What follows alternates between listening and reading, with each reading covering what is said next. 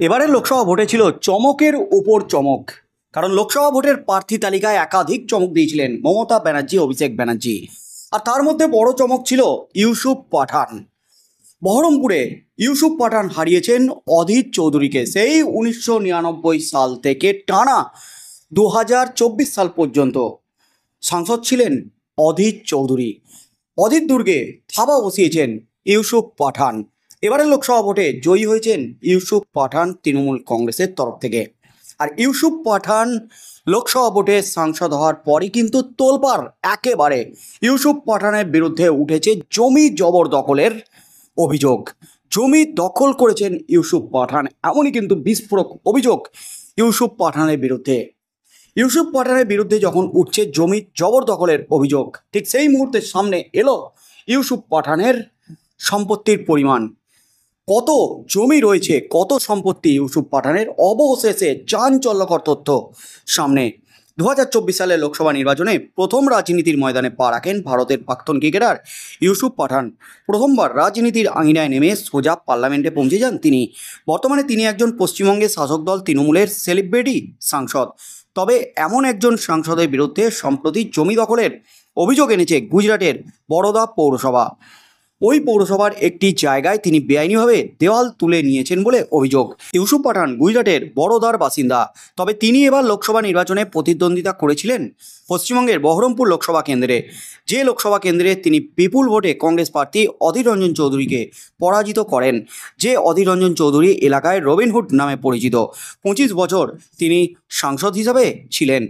অধীর রঞ্জন চৌধুরীর মতো একজন নেতাকে হারিয়ে রাজনীতির আঙিনায় ছক্কা হাঁকানো ইউসুফ পাঠানের বিরুদ্ধে জমি দখলের যে অভিযোগ এসেছে, তার পরিপ্রেক্ষিতে অনেকের মধ্যেই কৌতূহল কত টাকার সম্পত্তি রয়েছে ইউসুফ পাঠানের।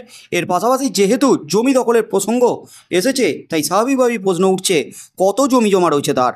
ইউসুফ পাঠান নিজের রোজগার সম্পর্কে যা জানিয়েছেন তা থেকে জানা যাচ্ছে 2018-19 অর্থবর্ষে রোজগার করেছিলেন 3,10,14,928 টাকা। 2019-20 অর্থবর্ষে রোজগারের পরিমাণ কমে দাঁড়ায় 2,46,46,830 টাকা। 2020-21 অর্থবর্ষে রোজগারের পরিমাণ আরও কমে দাঁড়ায় 1,02,39,050 টাকা। 2021-22 অর্থবর্ষ রোজগারের পতন বজায় ছিল এবং দাঁড়িয়েছিল 64,18,550 টাকা। তবে 2022-23 অর্থবর্ষে ফের ইউসুফ পাঠানের রোজগার আগের মতোই অনেকটাই বেড়েছিল। রোজগার হয়েছিল 2,94,28,760 টাকা।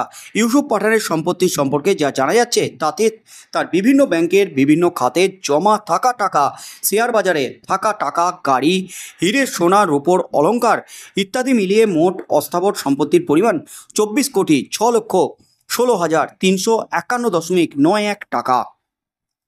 অস্থাবর সম্পত্তির পাশাপাশি ইউসুফ পাঠানের নামে রয়েছে স্থাবর সম্পত্তিও।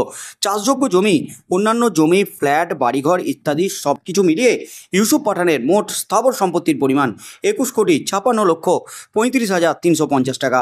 তার নামে রয়েছে 11,96,70,558.38 টাকার লোন।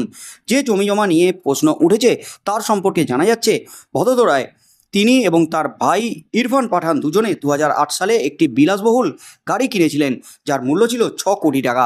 এছাড়াও ভদোদরায় 50% শেয়ারে তার চাষযোগ্য জমি রয়েছে, যে দুটির একটি 4.88 একর এবং আরেকটি 1.53 একর। এর পাশাপাশি তার 25% ও 50% শেয়ারে দুটি বাণিজ্যিক জায়গা রয়েছে, যে দুটি জায়গার পরিমাণ হলো 2,170 স্কোয়ার ফিট এবং 10,995 স্কোয়ার ফিট। এছাড়াও রয়েছে বসত বাড়ি, অর্থাৎ কোটি কোটি টাকার মালিক তৃণমূল সাংসদ তথা বিশ্বকাপ জয়ী ক্রিকেটার ইউসুফ পাঠান। তিনি নির্বাচনী হলফনামায় যা সম্পত্তির পরিমাণ দিয়েছিলেন তাতেই কিন্তু রীতিমতো চোখ কপালে গোটার রাজ্যবাসীর। কোটিপতি সাংসদ, কারণ তিনি একজন ছিলেন ক্রিকেটার। আইপিএল থেকে শুরু করে দেশের হয়েও ক্রিকেট খেলেছেন ইউসুফ পাঠান, তাই তার যে সম্পত্তি কোটি কোটি টাকার থাকবে সেটাই স্বাভাবিক। সব মিলিয়ে তার অস্থাবর সম্পত্তির পরিমাণ 24,16,16,351.91 টাকা। এই ইউসুফ পাঠানের বিরুদ্ধে উঠেছে ভদোদরায় একটি বেআইনিভাবে জমি জবরদখল করে পাঁচির তোলার অভিযোগ। আর তৃণমূল সাংসদ ইউসুফ পাঠানের বিরুদ্ধে জমি কেলেঙ্কারিতে জড়িত থাকার যে অভিযোগ উঠেছে তাতে কিন্তু নতুন করে শোরগোল পড়ে গেছে একেবারে রাজ্য রাজনীতিতে।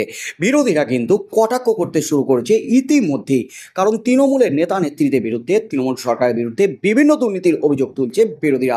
বিভিন্ন দুর্নীতি ইস্যুতে একেবারে লোকসভা ভোটে জোরদার প্রচার চালিয়েছে বিরোধীরা।